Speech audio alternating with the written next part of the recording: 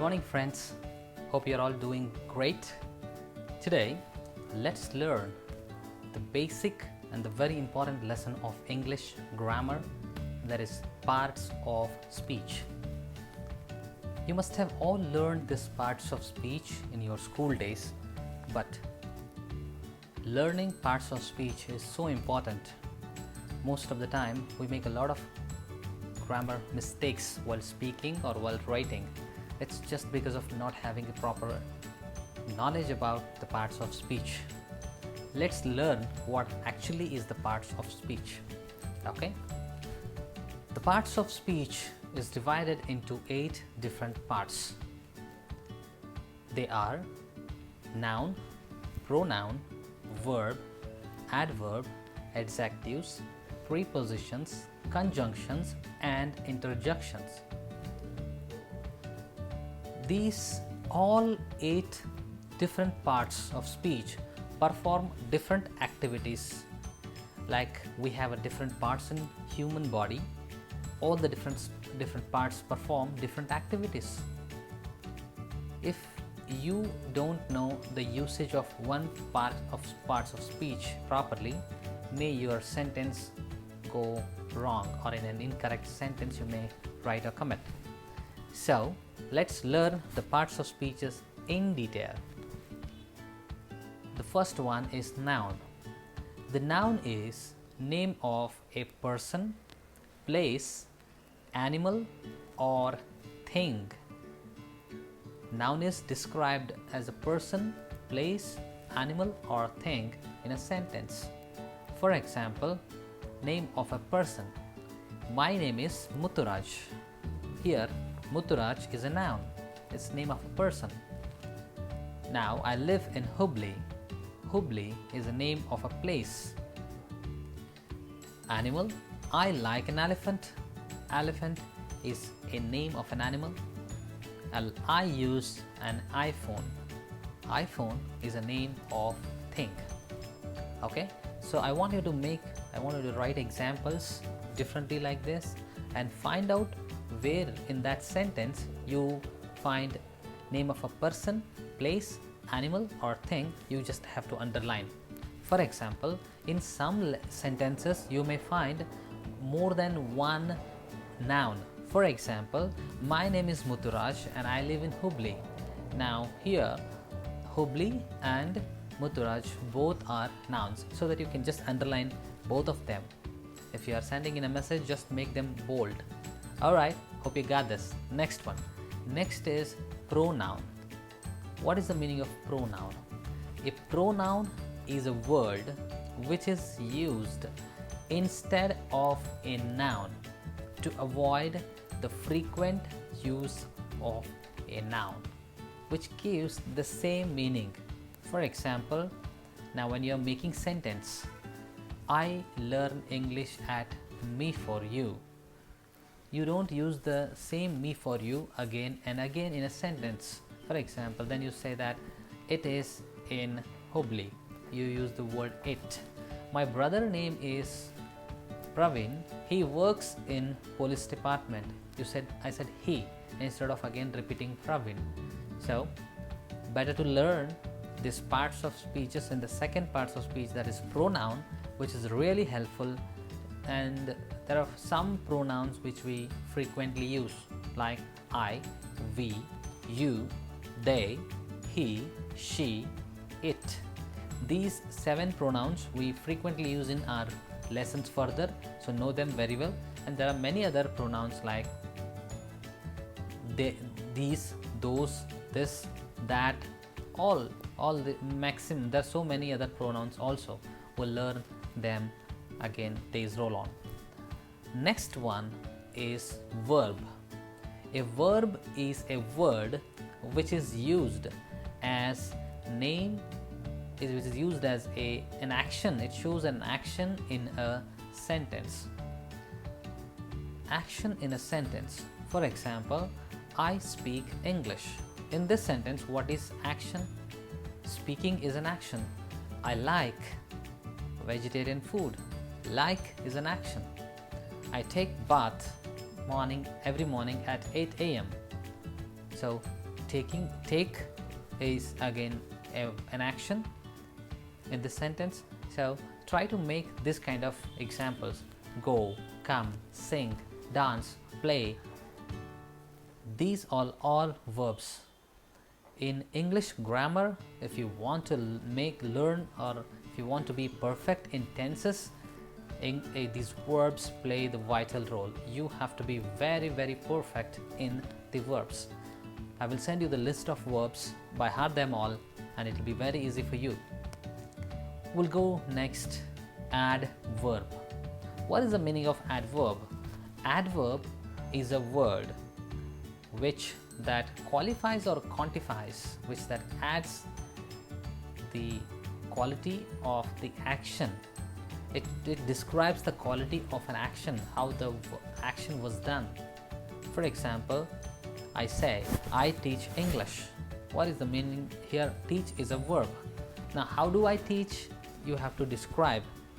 I teach English every day. So, every day it's describing the quality of an action. Okay, so my dog runs. Here, runs is a verb, but how does it run? My dog runs very fast. Okay, very fast is an adverb here.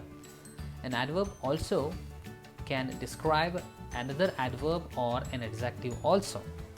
Okay, so it doesn't only describe the action. And he studies very slow. He walks fast. He drinks tea frequently. So frequently is again an adverb here. If you want to be very perfect, or if you want to get used to the adverbs, so practice these words which they end with ly. Take these as a basic lesson, and there are many other adverbs also. For example, ly, frequently, naturally, regularly, and these ly which they end, I think it will be very easy for you to remember. Next, we'll go to the adjective. What is an adjective? Now you learn the adverb. Adverb describes the quality of an action. Like the same way, the adjective describes the quality of a noun. For example, the quality of a noun. Noun means name of the person, place, animal or thing. The quality of these all noun. Quality of a person. For example, he is fat. Now it is describing the quality of the same particular person. He is tall. He is short. Okay. Now quality of a place. Hubli is a commercial city. Commercial city is an adjective. Hubli is very big. Hubli is forwarded city. Now this forwarded, very big, commercial, these all are the adjectives. An elephant is a big animal. It's big is again the quality of an elephant. iPhone is the fastest mobile phone that I have ever seen. The fastest, you can say it's an adjective. It is describing the quality of an iPhone. So you have to describe the quality of a noun with these. This is also, we will also learn this lesson in future as degrees of comparison. There will be a lesson called degrees of comparison. Fat, fatter, fattest. Big, bigger, biggest. Small, smaller, smallest. Alright, so write examples for this quality of a noun. Next we'll go to the preposition.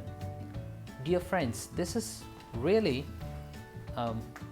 such lesson, it puts you in confusion many a times, because there are some prepositions which you have to know that they are very important. For example, behind and backside sound similar, in front of and opposite sound similar, but they are different. The preposition is always used with a noun or a pronoun to describe the possession of a noun or a pronoun. For example, I am standing in front of this mobile. My house is beside Sukruti College. I have two institutes, one is at Jaisinagar, another one is at Vidyanagar. Now see, at is again describing the position of my institute. So this is how you need to learn. Next we will learn the conjunctions. Conjunctions is different, it's a part of speech.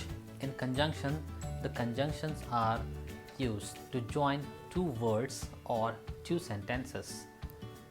For example, and, with, along with, then, later. So these are some conjunctions which they help you to add the two words or two sentences. For example, my brother and I speak English. My wife and I take classes. And is the conjunction here. I went to market with my wife. With is a conjunction here. Alright, understand? So add two sentences or two words and make one sentence. Alright, so now adjective, prepositions, conjunctions. Now we are going to the last lesson, that is interjection. Interjection is the 8th parts of speech. It is used to express your sudden feelings. Dear friends, if you think one person is good at English, we will only get to know by his usages of the interjection. It should suddenly come, it's a sudden feeling. For example, if you are preparing your resume for the job interview, all of a sudden the power goes off. Alright, so you have prepared a lot of content and you have not saved the file, it's just gone. So what the sudden feeling that you get, that is the interjection. You have a hot water in a bucket at the bathroom.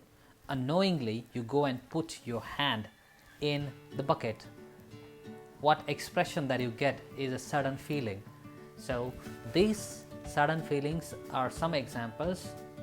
Wow, hoorah, oh my goodness, oops. Oops is one such sudden feeling that when you do a small mistake. For example, you are sending a message to your friend. It may be an address or a bank account number and it goes to another one, and again your friend waits for 10-15 minutes and calls you back.